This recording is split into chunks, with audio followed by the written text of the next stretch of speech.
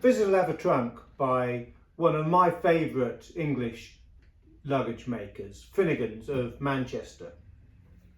And one of the nice things about this trunk is that it's a little bit shorter in width than most trunks of this sort of height. Normally they're another 6-10 inches longer and a little bit deeper than this, so it's quite a nice size. The height is such that still it's useful as a surface. Some people put toughened glass underneath the straps to use this as a coffee table, but also of course very practical for putting your winter jumpers in during the summer, etc. But back onto the maker.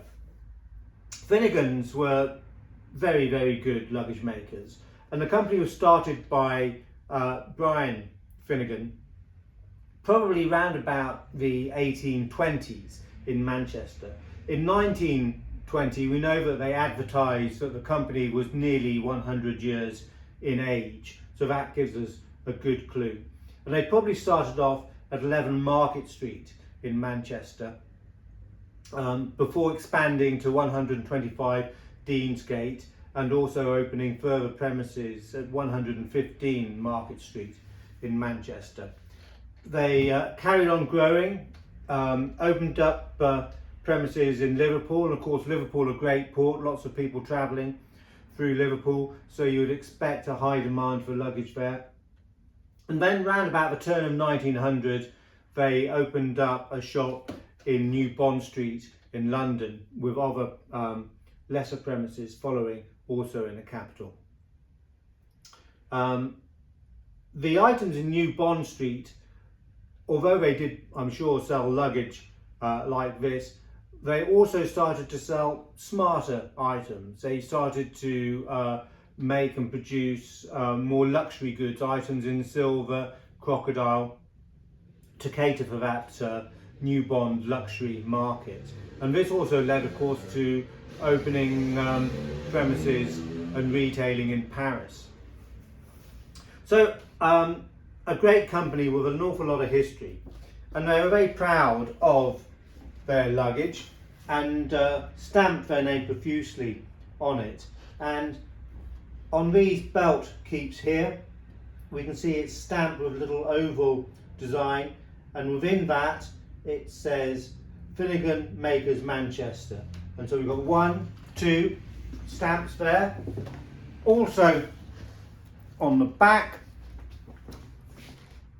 3, 4, but also they stamped on the sides there, Finnigan Maker Manchester, and on the other side, Finnigan Makers Manchester. So that's 6 stamps.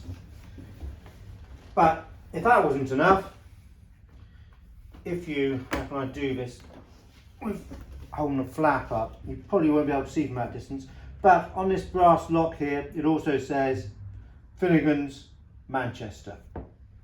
So they certainly were proud of their name, and it's all over the trunk, which is quite nice. So let's have a quick look inside. So it's got short belt straps here rather than straps which go the full width of a trunk and all the way around. Probably because it's slightly smaller size, they're not needed, but also because they're stitched on, you're not going to lose them like this. And in the interior, we've got a nice envelope pocket to the top, edged in thin red leather, and Finnigan's typical blue and white Manchester ticking material, which is found on quite a lot of their trunks.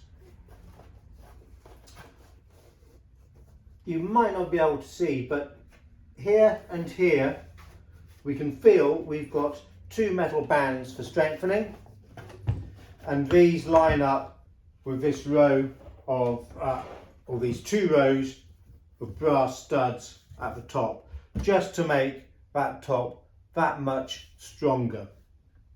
Nice attention to detail. To the underside, we have got wooden sledge feet which run from side to side, and these are further fixed with leather straps to the corners here, so quite nice and strong.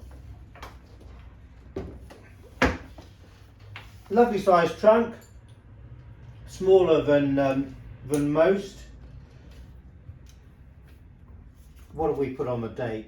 Circa 1900. Yeah, I mean, it's always very difficult to be accurate in dating trunks like this. I mean, it could equally be 1890, but we'll go with 1900 in date. Made of leather hide, lovely colour, and one of the top makers. So here's to Finnigans. Thank you very much.